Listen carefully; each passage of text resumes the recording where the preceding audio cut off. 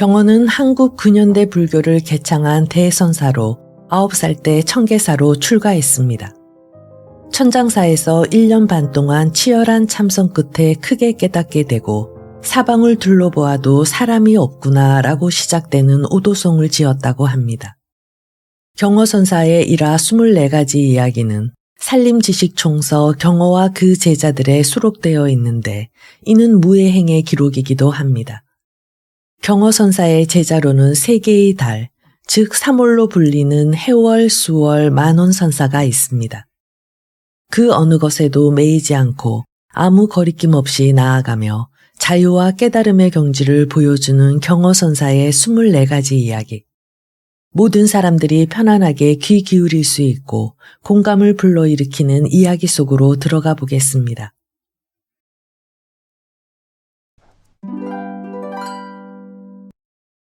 (1) 경호가 천장사에 있을 때의 일이다. 어느 여름밤 제자 만공이 큰 방에 볼 일이 있어 경호가 누워 계시는 앞으로 불을 들고 지나가다 얼결에 보니 경호의 배 위에 길고 시커먼 뱀 한 마리가 걸쳐 있었다. 만공은 깜짝 놀랐다. 스님, 이게 무엇입니까? 가만두어라. 내 배 위에서 실컷 놀다 가게. 경호는 놀라지도 쫓지도 않고 그대로 태연히 누워있을 뿐이었다. 얼마 후 그의 법문이 있었다. 동요하지 말라. 그게 공분이라. 2. 엄동설안의 한겨울을 토굴에서 혼자 정진하며 지내기로 한 경호는 낡고 헐어 벽에 틈이 벌어지고 문창이 뒤틀린 암자를 수리하기 시작했다. 그런데 불장에 보관되어 있던 경전을 모조리 뜯어 풀을 바른 후 문이나 벽, 방바닥, 천장까지 남김없이 발랐다. 암자로 찾아간 제자들이 이 광경을 보고 깜짝 놀라 물었다. 스님, 성스러운 경전으로 이렇게 벽과 바닥을 발라 도배하고 장판을 해도 됩니까? 경호는 태연히 대답했다.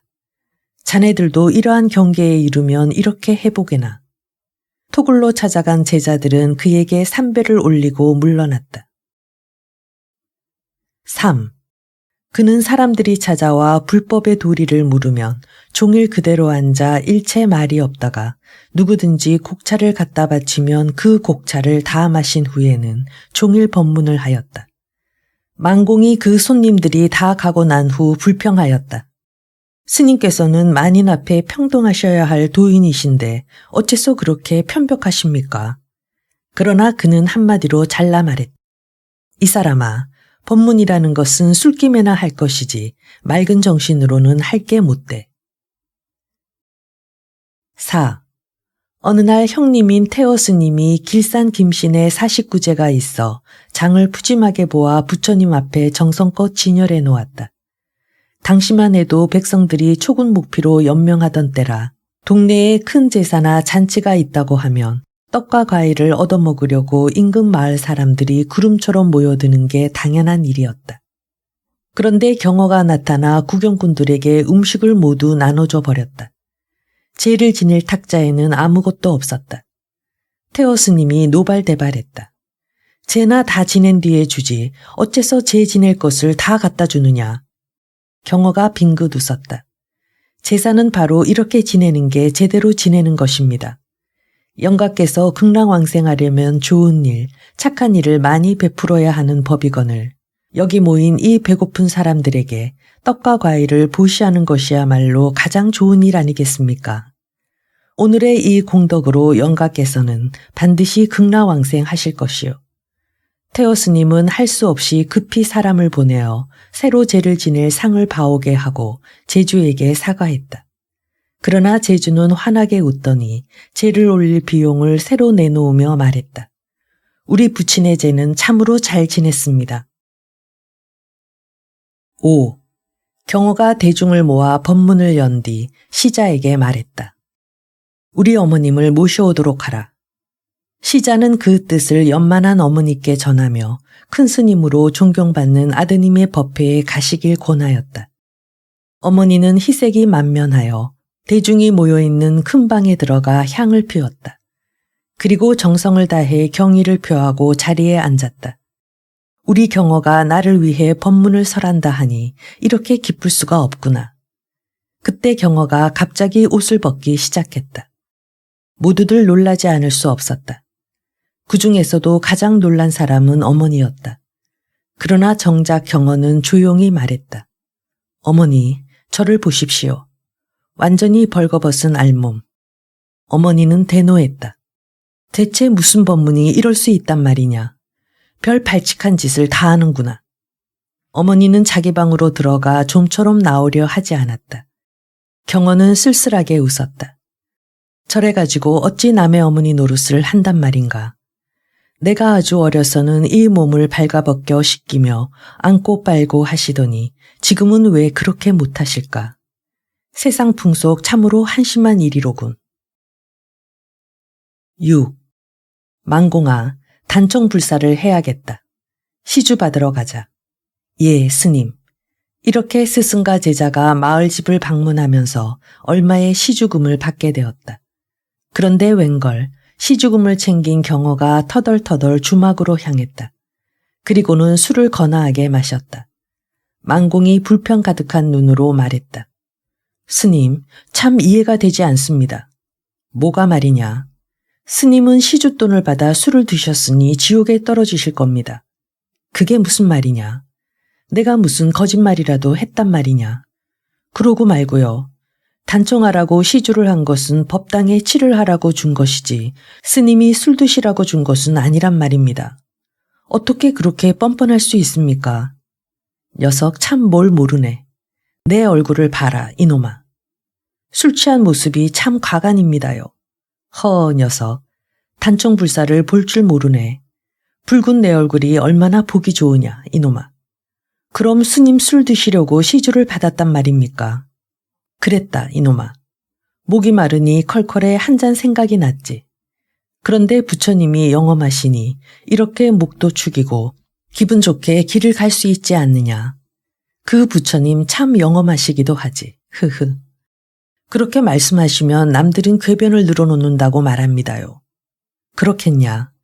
그렇고 말고요. 그렇다면 내가 왜 궤변을 늘어놓았는지 지적을 해봐라. 첫째로 스님의 몸과 법당은 다르단 말입니다. 왜 달라? 스님은 인간이지만 법당은 부처님이 계신 곳이잖아요. 아따 고놈, 눈도 참 나쁘네. 뭐가 말입니까? 이놈아, 내 속에 부처가 있다고 그렇게 말했는데도 아직도 모른단 말이냐. 잘 듣거라. 이 몸은 법당이요, 이 마음은 부처이니라. 법당의 부처는 죽어있는 돌덩어리이고 법당은 돌덩어리를 지키는 집이라고 하느니라. 나는 내 법당에 단청을 하려 했는데 너는 죽은 부처의 법당에 단청을 하지 않는다고 하니 참 안타까운 일이니라. 스님 말씀을 듣고 보면 그럴싸하기는 합니다만 그래도 뭔가 잘못된 것 같습니다. 그러니까 뭐가 잘못되었는지 말을 해보라 하지 않느냐. 부처님은 술을 먹지 말라 하셨는데 스님은 술을 드셨으니 이것이 또 문제란 말입니다. 보통의 화상들은 술을 먹으면 본성이 취해 함께 흔들리지만 내가 그렇게 술을 많이 마셔도 어디 한번 비틀거리는 것을 본 적이 있느냐. 그런 적은 없습니다만. 이놈아, 술을 먹었다 개를 범했다 하고 맨날 고시랑거려 봐야 아무 소용이 없어. 부처가 기특하다고 수기를 줄 것도 아니고 내 스스로 그 속박에 매일 뿐이란 말이다. 오로지 스스로 깨달음을 얻어 자유롭게 살아가는 것만 못하다는 이야기지. 너 마음 쓰는 것을 보니 큰 중은 되겠지만 큰 자유인은 되기 어려울성 싶다. 노력 많이 하거라. 7. 경어가 망공을 데리고 주막에 들러 탁배기를 마시고는 기분이 좋아져 주모와 수다를 떨었다. 그 장면을 지켜보고 있던 망공의 심사가 또 뒤틀리기 시작했다. 그렇지만 감히 하늘 같은 스승님께 대들 수는 없었다. 다시 절로 돌아오는 길. 경어가 망공의 마음을 모를 리 없었다. 너 어째 상판이 영 일그러져 있느냐. 뭐 속상한 일이라도 있느냐. 그야 스님 때문이지 왜 그렇겠습니까? 내가 왜? 너 보고 마음이 나쁘라고 하기라도 했단 말이냐. 아까 주막에서 그게 뭡니까? 채통 좀 지키셨으면 좋겠습니다. 채통이라니 내가 뭘 잘못했단 말이냐. 주모의 가슴도 보시고 음담패설도 하고 그러셨잖아요. 그게 다 음계와 구업을 짓는 것이라는 정도는 충분히 아실 텐데요. 스님이 그렇게 하신다는 것은 결국 위선이 아닌가 싶어 지금 스님의 곁을 떠나야 하나 말아야 하나를 고민하고 있는 겁니다. 아하, 내 놈이 내가 혼자 노니까 열이 났던 모양이구나. 허허허. 그게 아니지요. 얼렁뚱땅 넘기려고 하시는군요. 비겁합니다. 그러시면 이놈아, 은계는 내가 범하고 있구나. 무슨 억지 말씀입니까요? 야 이놈아, 난 그 주막을 떠나면서 그 여인을 이미 잊어버렸는데 너는 아직도 그 여인을 생각하고 있으니 말이다. 부처님이 그렇게 가르치더냐. 바보 같은 놈. 그게 무슨 말씀이십니까? 이놈아, 세상 삼라만상은 그 마음에 흔적이 없어 수용하고 있는데 너는 어째서 이미 흔적도 없는 허상에 대해 집착을 하느냔 말이다. 내가 그 여인과 농담을 주고받은 것도 흔들림이 없는 마음에서 한 일이고 지금 이렇게 길을 가는 것도 흔들림이 없는 마음으로 행하는 것인데 너는 늘 흔들리는 마음으로 여자를 건드리면 안 된다느니 술을 먹으면 안 된다느니 하는 분별을 하고 있으니 결국 그 분별지에 떨어지고 말 것이다. 8. 어느 해질녘이었다. 경호가 역시 만공과 함께 탁발을 나갔다 돌아오는 길이었다. 그날도 탁발 성적이 매우 좋아 그들의 쌀자루에는 쌀이 가득했다. 그러나 흐뭇한 마음과 달리 짐은 몹시 무거웠고 갈 길은 아직도 까마득했다. 바람끈은 어깨를 짓눌러 왔고 만공은 걸음이 빠른 경호 스님의 뒤를 따라갈 수 없었다. 만공이 먼저 지쳐 경호에게 통사정을 했다. 스님, 걸망이 무거워 더 걸어가기 힘듭니다. 잠시만 쉬었다 가시지요. 경호가 만공에게 말했다. 2가지 중 1가지를 버려라. 2가지 중 1가지를 버리라니요. 무겁다는 생각을 버리든지 아니면 걸망을 버리든지 하란 말이다. 에이 참 스님도 하루 종일 고생해서 탁발한 곡식을 어찌 버리란 말씀이십니까? 그리고 무거운 건 무거운 것인데 그 생각을 어찌 버립니까요? 경호는 휘적휘적 앞서가기 시작했다. 만공은 다시 허겁지겁 숨을 헐떡이며 뒤따라갔다. 스님, 정말 숨이 차서 그렇습니다. 잠시만 쉬었다 가시지요. 저 마을 앞까지만 가면 힘들지 않게 해줄 것이니 어서 따라오너라. 읽고 마을이 나타났다. 한 모퉁이를 돌아서니 마치 살인문이 열리면서 젊은 아낙네가 머리에 물통을 이고 나왔다. 갓 20살을 넘겼을까 한 아주 예쁜 새댁이었다. 앞서가던 경호가 여인과 마주쳤다. 그러자 경호가 느닷없이 달려들어 여인의 양 귀를 잡고 번개같이 입술에 입을 맞추었다. 에그머니나. 여인은 놀라 물동이를 떨어뜨리고 집으로 뛰어들어갔다. 당연히 집안에서 소동이 일어났다. 소동은 곧 마을에 퍼지고 급기야 온 마을 사람들이 뛰어나왔다. 그들의 손에는 굵은 몽둥이와 곡괭이 자루가 들려 있었다. 저놈 잡아라. 아니, 어디서 요망한 중놈들이 나타나가지고. 경호가 먼저 뛰기 시작했다. 쌀을 지고 뒤따르던 만공 또한 함께 뛰지 않을 수 없었다. 만공은 온 힘을 다해 필사적으로 앞서 뛰어가는 경호를 따랐다. 몽둥이를 들고 뒤쫓던 사람들도 달아나는 2사람을 끝까지 쫓지는 못했다. 읽고 2사람은 발걸음을 멈추고 쉬게 되었다. 마을을 벗어나 저리 보이는 산길에 접어든 경호는 천천히 만공에게 말했다. 허허, 너도 용케 붙잡히지 않고 얘까지 왔구나. 스님, 속인도 해서는 안 될 짓을 왜 하셨습니까요? 그래, 그건 그대 말이 맞다. 헌데 도망칠 적에도 걸망이 무겁더냐. 예, 그 쌀자루가 무겁더냔 말이다. 경호는 석양이 빗긴 먼 마을을 바라보며 껄껄 웃었다. 9. 청양장곡사. 경호가 곡차를 잘 마신다는 소문을 듣고 인근 마을 사람들이 곡차와 파전을 비롯한 안주 여러 가지를 정성껏 마련해 가지고 왔다. 마을 선비들과 술자리가 무르익은 뒤 옆에 앉아있던 만공이 경호의 법문을 듣고자 넌지시 물었다. 스님, 저는 혹 술이 있으면 들기도 하고 없으면 안 듭니다. 이런 파전도 굳이 먹으려 하지 않고 생기면 굳이 안 먹으려 하지도 않습니다. 그런데 스님께서는 경호가 대뜸 말을 받았다. 허, 자네는 벌써 그런 무의 경계에 이르렀는가. 나는 그렇지 못해 술이 먹고 싶으면 제일 좋은 밀씨를 구해 밀을 갈아 김을 매고 가꾸어 밀을 맨 뒤 누룩을 만들어 술을 빚고 걸러 이렇게 먹을 테야. 또 파전이 먹고 싶으면 팥씨를 구해 밭을 일구어 파를 심고 거름을 주며 알뜰히 잘 가꾸어 이처럼 파전을 붙여가지고 꼭 먹어야 하겠네. 만공은 더 이상 할 말이 없었다. 10. 행자 관섭은 경어의 다른 법문은 다 좋지만 그의 무의 행만은 도무지 마땅치 않았다. 아니, 마땅치 않은 정도가 아니라 너무 부끄러웠다. 그러던 어느 날 마침 안주를 사오라고 경어가 돈을 주자 관섭은 안주를 사고 난 나머지 돈으로 몰래 비상을 샀다. 수도는커녕 술만 마시는 경어의 행각을 아주 끝내야겠다는 생각을 한 것이다. 관섭은 비상을 잘게 빻아 구운 안주에 골고루 뿌려 넣었다. 그리고 술과 안주를 경어에게 천연스레 갖다 바쳤다. 그러나 아직 어린 행자. 그는 더러 겁이 나서 뒷문 문구멍으로 숨을 죽이며 경어의 다음 동정을 가만히 지켜보았다. 가슴이 뛰었다.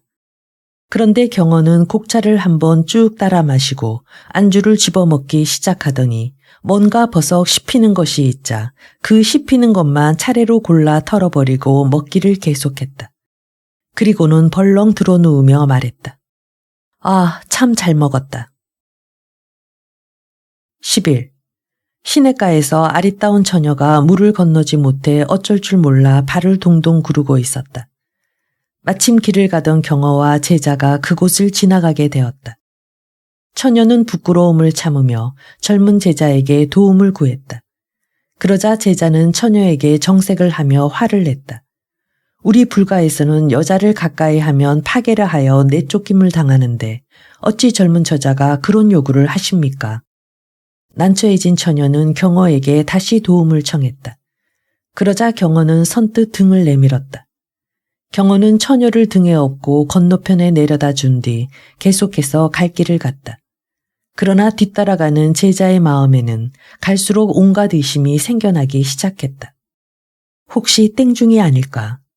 제자는 스승에게 따지고 싶었지만 이를 꾹 참고 십리길을 더 갔다. 마침내 제자는 더 이상 참지 못하고 물었다. 스님, 어찌 그럴 수 있단 말입니까? 수도하는 스님이 어떻게 젊은 여자를 업을 수 있습니까? 경어가 웃으며 말했다. 옛끼 이놈, 내 놈은 아직도 그 처자를 업고 있느냐. 12. 경어가 머물던 천장사는 가난했다. 모두 초군 목피로 연명하던 시절이었으니 작은 남자인 천장사의 살림도 말이 아니었다. 그래서 경어 또한 자주 탁발을 나가야 했다. 어느 날 경어가 커다란 소슬대문 앞에서 탁발을 하려고 목탁을 치며 연부를 하고 있을 때였다. 마침 주인이 거들먹거리며 밖으로 나왔다. 우리 집 대문 앞에 와서 목탁을 치는 것을 보니 곡식이라도 좀 얻어가자는 것 같은데 그대는 과연 중이란 말인가 거렁뱅이란 말인가. 경어는 합장하여 예를 갖춘 후 나직이 대답했다. 절에서 살며 수행하고 있으니 중이 분명하옵고 오늘은 양식을 탁발하러 왔으니 거렁뱅이 또한 분명한가 합니다. 13.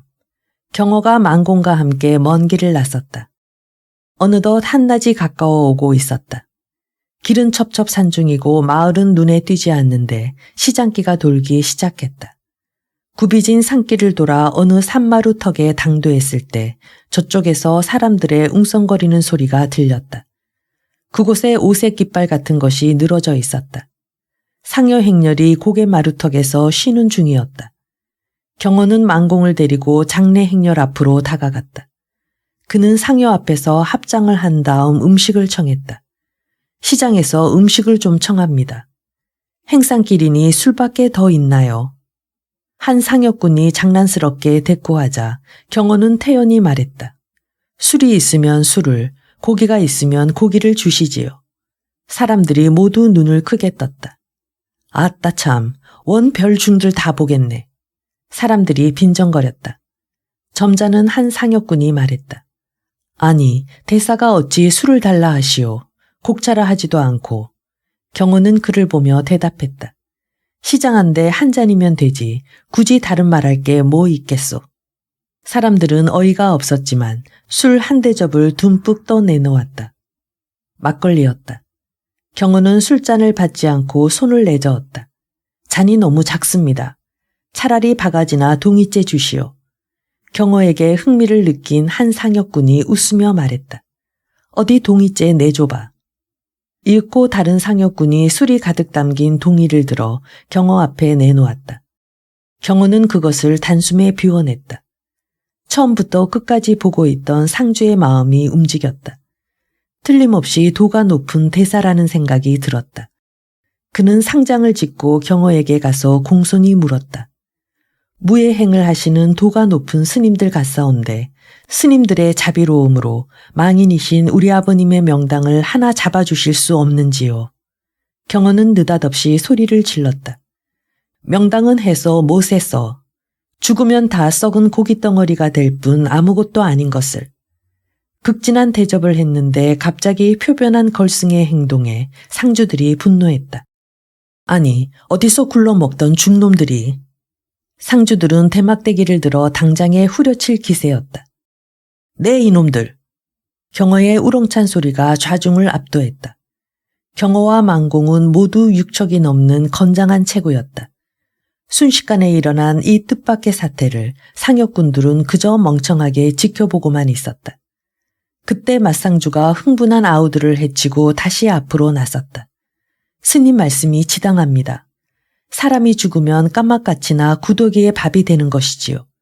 저희들이 미흡해 알아뵙지 못했습니다. 그러나 자손된 도리를 다하지 못했어요.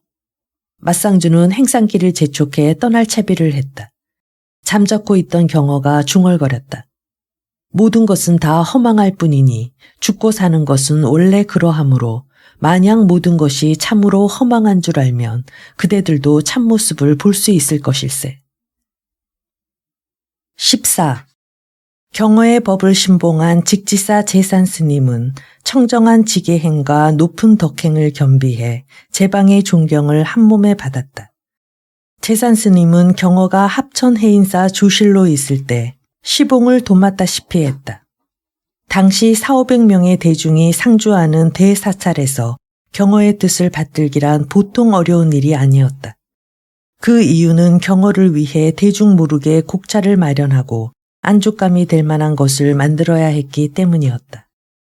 제산스님은 입소문을 막기 위해 다른 사람을 시키지 않고 깊은 밤이면 몰래 절 밖으로 나가 안주를 만들어 경호에게 올렸다.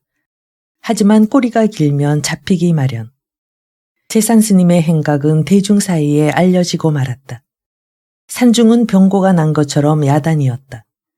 납자 몇몇이 모이기만 하면 모두들 경호와 제산스님을 성토하기 바빴다. 당시 주지 남전 스님이 이 소문을 듣고 제산 스님을 찾아 소문의 진위를 물었다. 제산 스님은 태연했다. 제가 경호 스님을 위해 한 일입니다. 남전 스님으로서는 제산 스님을 만나기 전 낭설이겠거니 하며 물었는데 제산 스님의 당당한 소리에 어이가 없었다. 남전 스님은 더 이상 말을 잇지 못하고 얼굴을 붉히며 밖으로 나갔다. 남전 스님은 믿기지 않았다. 평소 법력이 높아 추앙받는 선지식 경호, 또 학덕과 유랭을 겸비한 것으로 알려진 제산 스님이었던 것이다. 남전 스님은 며칠을 두고 고민을 거듭했다. 스님의 고민은 경호의 법력에 대한 의구심에까지 이르렀다. 그래서 남전 스님은 경호의 법문을 찬찬히 들었다. 그런데 들으면 들을수록 깊은 감명이 우러났다. 걸림이 없었던 것이다. 남전 스님은 곧바로 선방에 들어가 가부좌를 들고 용맹정진을 시작했다.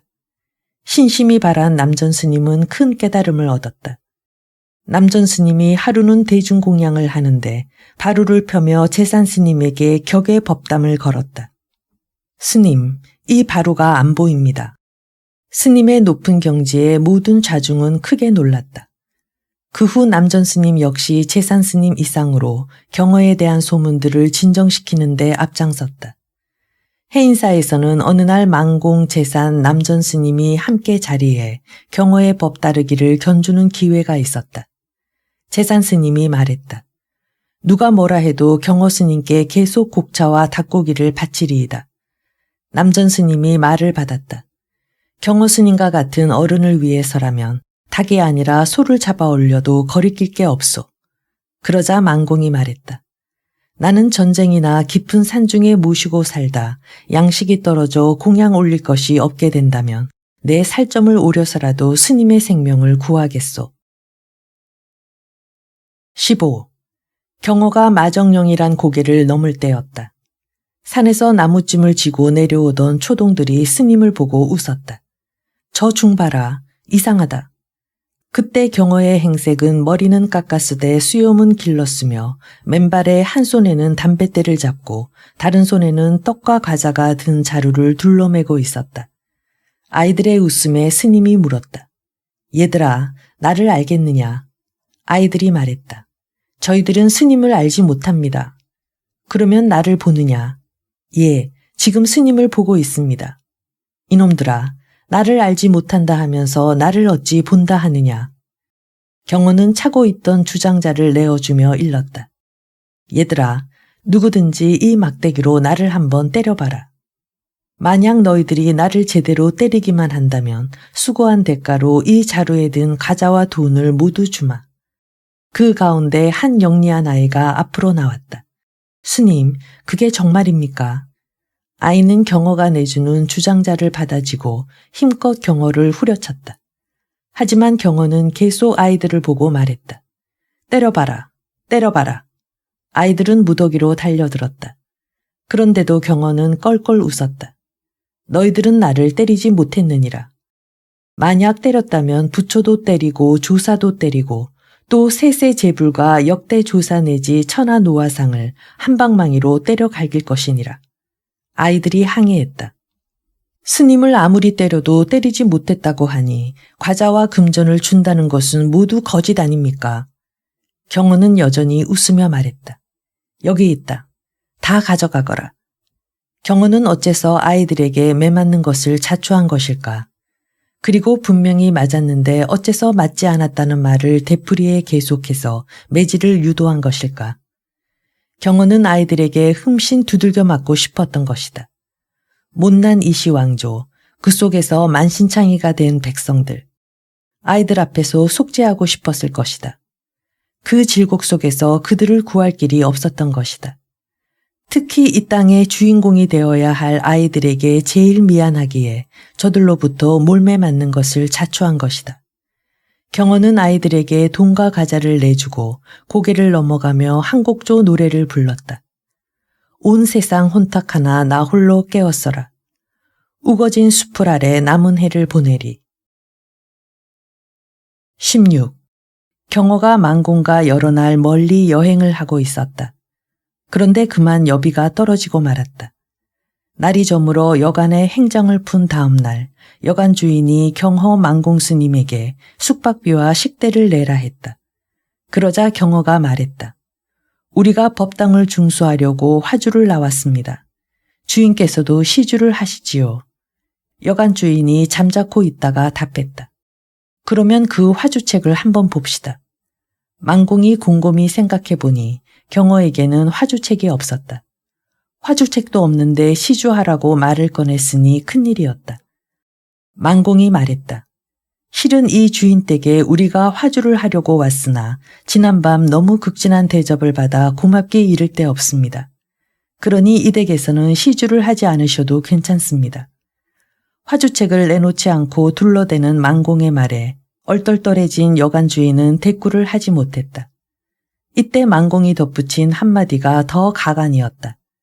그렇게까지 괴념하시어 우리에게 고맙게 시주까지 해주신다면 책을 꺼내 보여드리지요. 망공은 당황했다.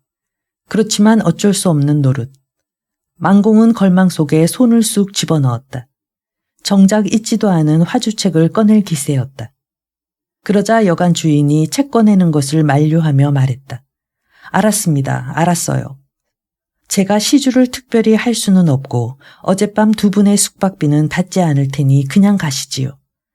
주인으로서는 자칫 잘못하다 여간비를 받기는커녕 법당 중수 화주까지 하게 생겼다는 생각에 책 꺼내는 것을 극구 만류할 수밖에 없었던 것이다. 여관에서 나오자 경호가 망공에게 말했다. 자네 수단이 나보다 훨씬 낫네 그려. 17. 망공이 경호와 만행하며 겪은 고비는 한두 가지가 아니었다. 그 고비마다 망공은 기지를 발휘했다. 망공이 경호와 함께 전주 인근을 지날 때였다.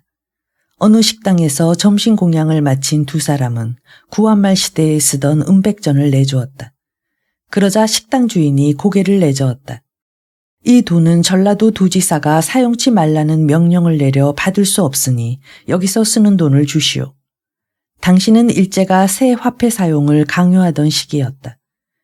식당 주인의 말이 끝나기 무섭게 경호가 큰 눈을 부릅뜨고 일갈했다. 그 도지사란 놈은 당장 잡아 목을 벨 놈이로구나. 우리나라에서 내놓는 돈을 우리나라 사람이 사용 못하다니 그런 죽일 놈이 있단 말이냐. 이 돈을 썩 받아라. 스님의 호통에 주인은 얼떨결에 돈을 받을 수밖에 없었다. 마침 식당 주변에는 일제 관원이 나와 있었다. 관원이 이 광경을 보고 개입하려 했지만 서슬퍼런 경호의 야단에 아무 말도 못한 채 머뭇거리고 있었다. 경호는 이 틈을 타 식당을 나와 뛰기 시작했다. 망공은 태어난 척 마을 사람들에게 잘 이야기하고는 불이 나게 경호를 쫓아 식당을 빠져나왔다. 얼마를 갔을까? 산모퉁이를 돌고 나니 경호가 쉬고 있었다. 내가 어지간하지. 그 바람에 길을 많이 걸어왔다. 어떠냐, 내 재주가. 18. 경호와 망공이 어느 산중 깊은 길을 가다 갑자기 비를 만났다. 두 사람은 큰 바위 동굴에 몸을 피했다. 조용한 가운데 경호가 단단한 바위로 된 동굴 천장을 자꾸 올려다 보았다. 망공이 의아해서 물었다. 스님, 왜 그렇게 천장을 올려다 보십니까? 경호가 조용히 말했다.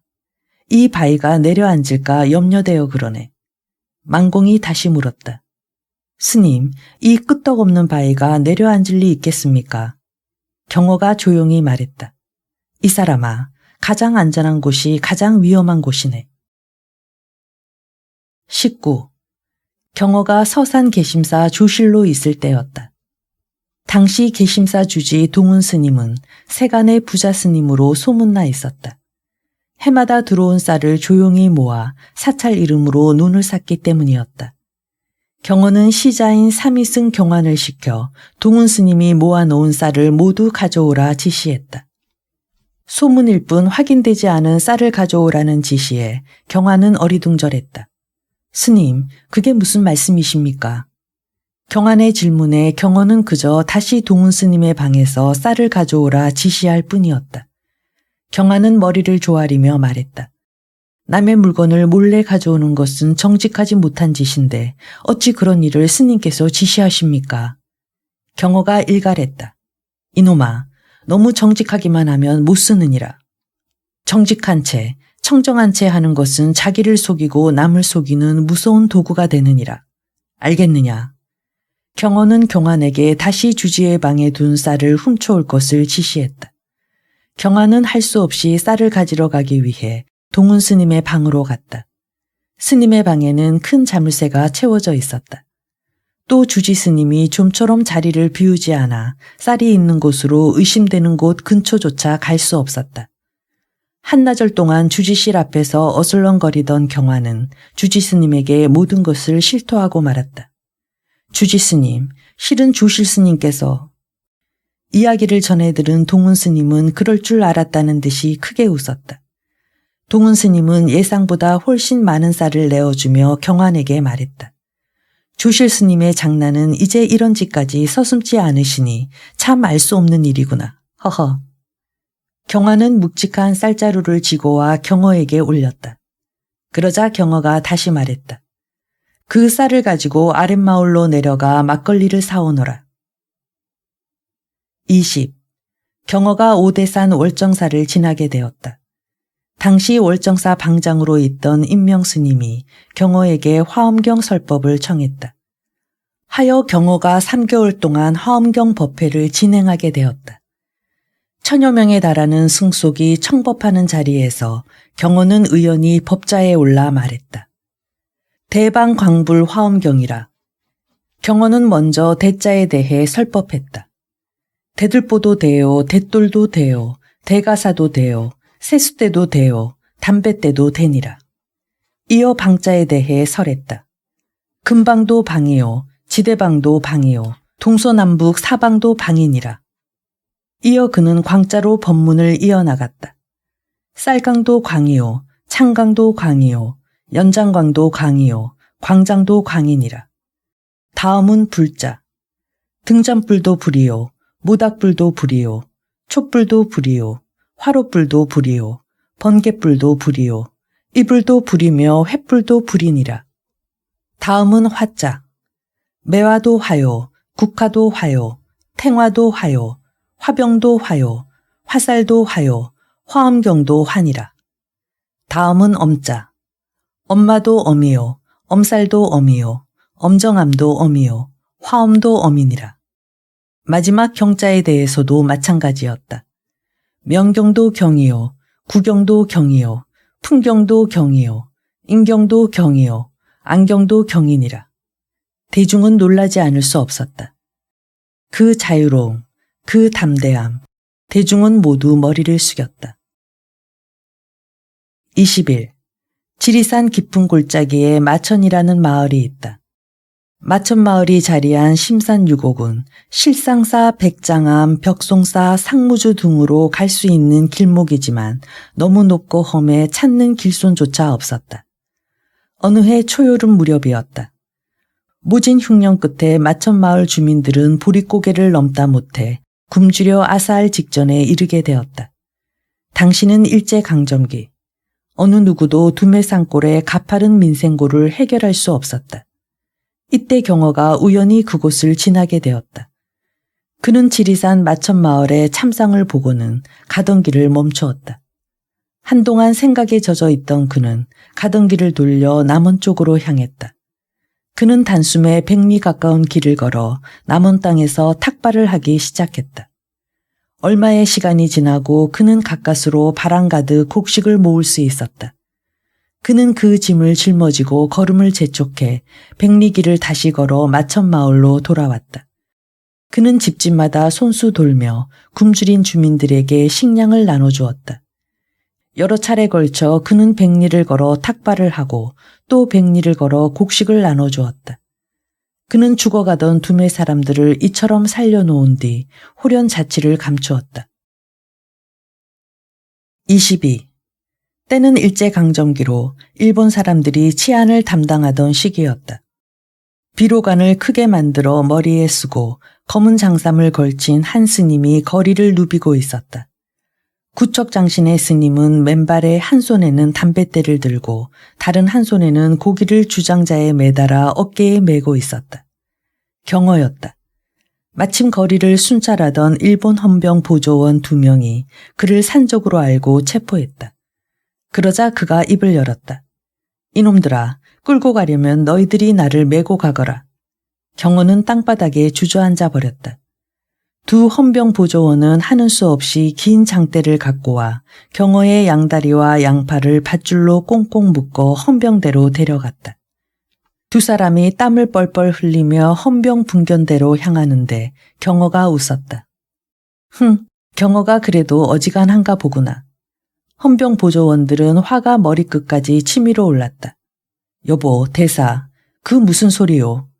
경호는 다시 한바탕 웃으며 말했다.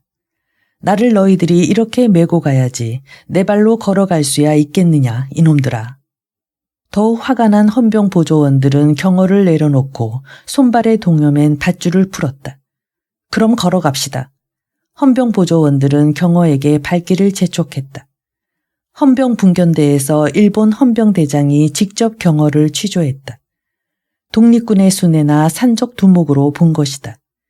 취조에서 아무 표정 없이 묵비권을 행사하던 경호가 갑자기 지필묵을 청했다. 헌병대장이 이상하게 생각하고 지필묵을 갖다 주게 했다. 경호는 헌병들에게 두루마리 양쪽을 붙들게 하고 붓에 먹물을 찍어 재행무상, 시생멸법의 휘호를 써 갈겼다. 그의 글쓰는 자세를 보던 헌병대장은 깜짝 놀라 자세를 정중히 했다. 헌병대장은 그 깊은 뜻을 알 수 없었지만 경호가 큰 도인임을 짐작했다. 헌병대장이 큰 절을 하며 경호에게 말했다. 스님, 죽을 죄를 지었습니다. 알아모시겠습니다. 경호는 강계 땅에서도 박진사로 행세하던 중 일본 경찰에 끌려간 적이 있었다. 공주경찰서에서 그를 취조한 야마모토 경찰서장에게 경호 스님은 북가 종이를 청해 일필휘지에 글을 남겼다. 그 뜻을 얻었다면 거리의 한담도 다 진리의 가르침이요. 말하는 주인을 알지 못하면 용궁에 간직된 보배로운 경전도 한낱 잠꼬대일 뿐. 야마모토 서장은 경호가 쓴 글의 깊은 뜻을 알아보고 그를 자기 집 내실로 모신 뒤 자기 부인에게 일렀다. 이 어른의 시봉을 잘 해드리고 어떤 행동을 하시든 언제나 원하시는 대로 모시도록 하시오. 야마모토 서장은 집안 하인들에게도 행여나 경호의 뜻을 거스르지 않도록 극진히 봉대토록 했다. 며칠 융숭한 대우를 받던 경호는 서장 집에 보관된 금고를 털어 시장에서 술을 사 먹었다. 뿐만 아니라 배고픈 거린과 주민들에게도 돈을 나누어 주었다. 야마모토 서장은 일체 참견하지 않고 그가 하는 대로 하게 했다. 하지만 경호는 며칠 뒤 아무 말 없이 그 집을 나섰다. 야마모토 서장이 극히 애석해 했음은 불문가지이다. 23. 해월이 정회사에서 공양주를 할 때였다. 해월은 영역고명 무용단자 화두에 깊게 들었다. 하루는 의심이 매우 솟아 뒷방에 들어가 문을 걸어 잠그고 일주일을 앉아 무아지경에 들었다. 일주일 뒤 해월이 호련히 문을 열고 나와 은사스님에게 화두를 깨달은 경계를 말했다. 하지만 은사스님은 고개를 저었다. 무슨 소린지 모르겠다. 나로서는 내 공부를 판단해 줄 능력이 없다. 그러니 개심사 경호스님을 찾아가 내가 공부한 경지를 지도받도록 하여라. 해월은 그 길로 개심사에 찾아가 경호가 있는 선방 앞에 이르렀다. 해월은 다짜고짜 소리를 질렀다. 스님, 그리고 말했다. 가는 보살이 북으로 향한 뜻이 무슨 뜻이오리까? 경호는 눈도 뜨지 않고 답했다. 그것 말고 또.